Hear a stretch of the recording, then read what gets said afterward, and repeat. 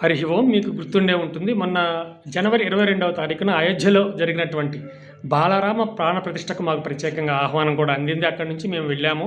అక్కడ బాలరామ ప్రతిష్టను మరి మన ప్రియతమ ప్రధానమంత్రి గారైనటువంటి శ్రీమాన్ నరేంద్ర మోడీజీ గారితో కలిసి ఆ యొక్క ప్రాణ ప్రతిష్ట కార్యక్రమంలో పాల్గొనడం జరిగింది. సరే, చాలా మమ్మల్ని కూడా చాలా పూజ్యభావంతో మమ్మల్ని కూడా చాలా జాగ్రత్తగా చూశారు. అక్కడ మోడీజీ గారు కానివ్వండి, ఉత్తరప్రదేశ్ ముఖ్యమంత్రి గారైనటువంటి యోగి ఆదిత్యనాథ్ గారు కానివ్వండి, మమ్మల్ని చాలా ప్రాణప్రదంగా మమ్మల్ని కూడా చాలా గౌరవ మర్యాదలతో చూశారు. మేము వచ్చేసాము. అయితే ఈరోజు మార్చి 20వ తారీఖు, ఈరోజు మళ్ళీ అంతటి అదే బాలరాముని చూసినంతటి ఆనందాన్ని మాకు కలిగించారు విశ్వ హిందూ పరిషత్ వారు.